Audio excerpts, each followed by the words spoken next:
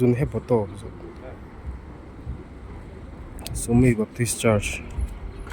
biakin lian an sei ne easy alien ber panina an tia tuna hian ka oi che lo ti le thini la alien ve thok du bio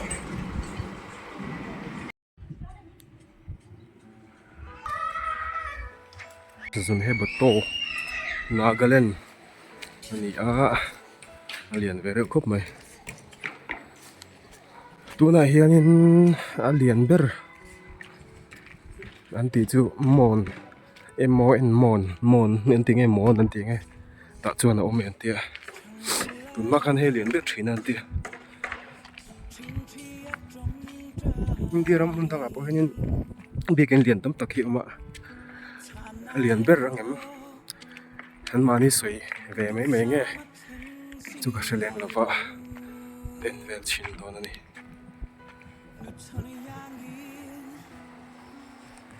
hetlai kho mo hi Sumi naga ania Sumi biakin big eta hian in ziaka a dimension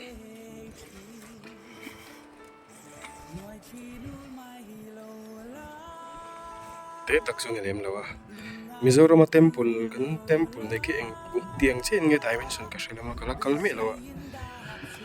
hai po hite chemi alawa ni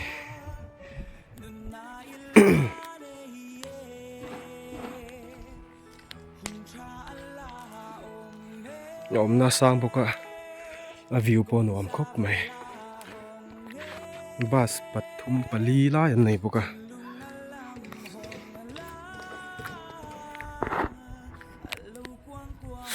so lam so Assam rifle au na mun antia Assam rifle ho hi mun nom deuh hin an omak khopui hian khopui ti lema helai mun town district capital ang khani ve a Mizoram khonen han compare don taila khozol ai chuna pain ka shade ubok sia compare thiam har ko ni long lai sia ha ten en tiat vel via win karing ani hlang renga Dimapur atang hen kilometer zani le so mania Dimapur atang Zunheboto hi ka ngai to thina ei zo atang sia hat nen ai in chen tlang viau lo mo le o ka tia thlen har dan poin ang viawa moi khop mai an sabial kul me a chung polian try na zau traviawa a biakin hi zau over lawa ma se kamu thiam dan chuan khi tikhianin engai an ti thina gallery an tiang thin ang chiang kha ki tokin ki om chho thunga Mizoram ate chuna tlang puin mu ve chin hen gallery hi hemit chung a noi ber chung che ti don mi first floor ma hian siang tlang puya an ne ki chu ki om deuh thle thlua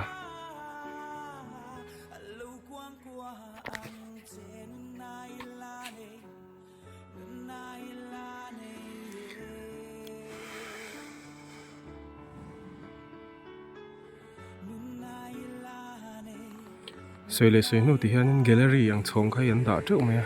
da treu ti la o anu lama ta kichun pani ani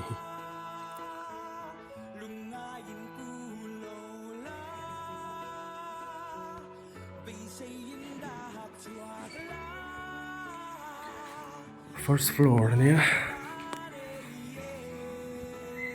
kan lu chin thai ngem me thai no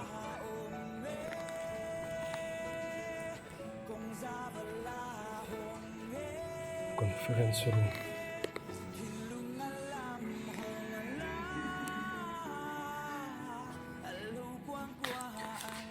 lift pon da ve kai sei second floor ania lift pon lo chho thei reng ani gallery khan chho ka tum de ne gallery hi anung lampanga first gallery ani hi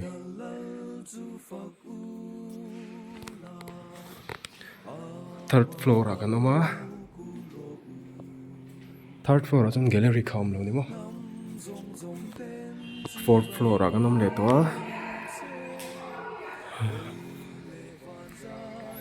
fourth floor in gallery kha om yam lo kan enang ani om lo ni hi fifth floor ni a sang khop mai gallery pakhat om le ta hen sang khop me ta tang hoi thak pon ta hen gallery pakhat kha om le a nghe khai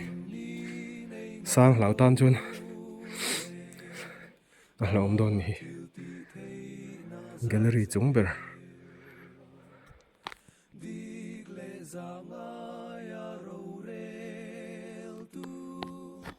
sang lau deuh lek tan chun an mur uruk thai don ni ya sang em hati lai tang ding phei chuanin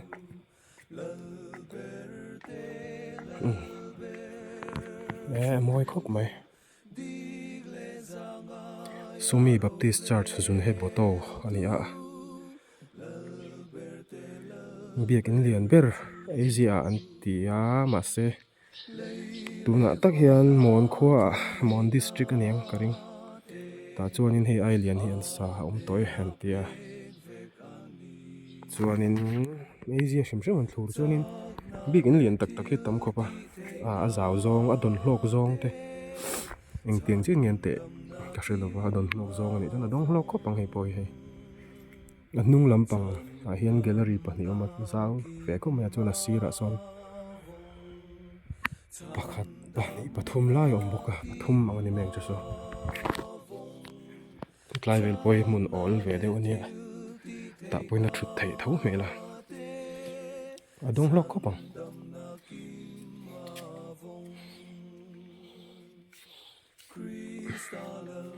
moi khop mai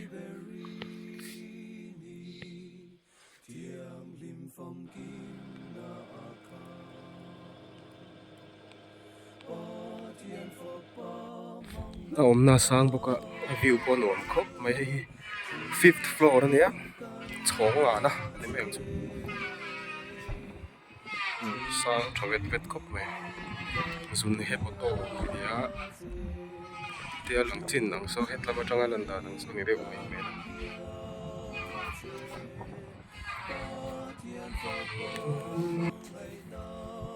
thu lai te bawk a biakin a langa